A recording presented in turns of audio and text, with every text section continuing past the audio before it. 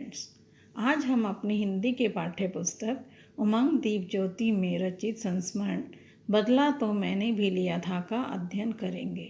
यह संस्मरण हॉकी के जादूगर मेजर ध्यानचंद द्वारा लिखित है। अध्ययन करने से पहले यह जानना जरूरी है कि संस्मरण क्या है। मेमोरी बेस्ड अर्थात स्मृति के आधार पर किसी व्यक्ति अथवा वस्तु पर लिखित आलेख संस्मरण कहलाता है।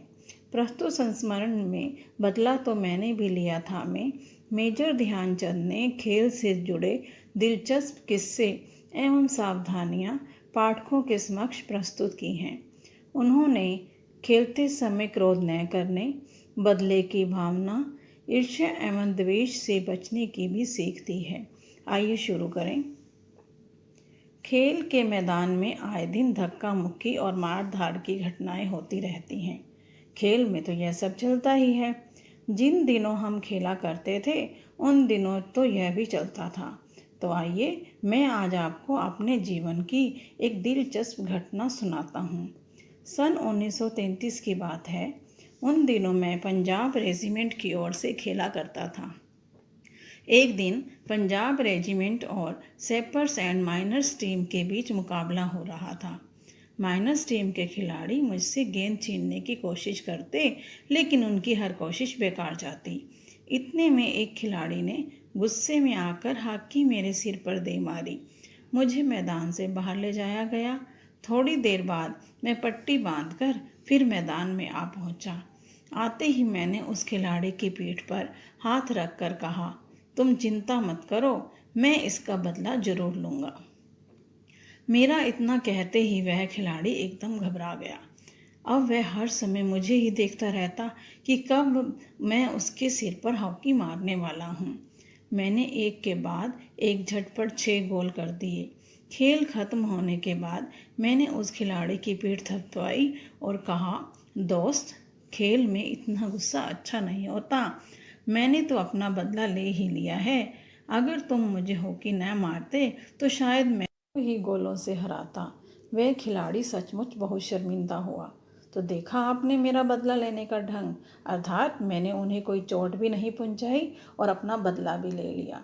सच मानो, बुरा काम करने वाला आदमी हर समय डरा रहता है कि उसके साथ भी बुराई की जाएगी। मैं जहाँ भी जाता हूँ छोटे छोटे बच्चे अक्सर मुझे घेर लेते हैं और मुझसे मेरी सफलता का रहस्य जानना चाहते हैं। मैं हर किसी से यही कहता हूँ कि लगन, साधना और खेल भावना ही सफलता के सबसे बड़े मंत्र हैं। अर्थात लगन, साधना और खेल भावना सफलता के रहस्य हैं। मुझे ही देखिए, मेरा जन्म 1904 में प्रयाग में एक साधारण राजपूत परिवार में हुआ। बाद में हम झांसी आकर बस गए। 16 साल की उम्र में मैं फर्स्ट ब्राह्मण रेजिमेंट में एक साधारण सिपाही के रूप में भर्ती हो गया। उस समय मुझे खेल में कोई दिलचस्पी नहीं थी, यानी मेरा कोई खेलने का मन नहीं करता था। लेकिन मेरी रेजिमेंट का हॉकी में बहुत नाम था। उस समय हमारी रेजिमेंट के सूबेदार मेजर तिवारी थे। वह बार बार मुझे हॉकी खेलने के लिए कहते। हमारी छावनी कहते हैं वह जगह जहाँ पर सैनिकों को रखा जाता है। हमारी छावनी में हॉकी खेलने का कोई निश्चित समय नहीं था, यानी जब हमारा दिल करता, सैनिकों का दिल करता, वो मैदान में पहुंच जाते और अभ्यास शुरू कर देते। उस समय मैं एक नौसिखिया खिलाड़ी था। नौसिखिया का अर्थ होता है जिसे संपूर्ण ज्ञान नहीं था खेल का, वह अभी सीख ही रहा था। जैसे जैसे मेरे खेल में निखार आता गया, वैसे वैसे मुझे तरक्की भी मिलती गई। सन 1936 में बर्लिन ओलंपिक में मुझे टीम का कप्तान बनाया गया। उस समय मैं सेना में लॉन्स नायक था। लॉन्स नायक सेना में दिया जाने वाला एक पद होता है।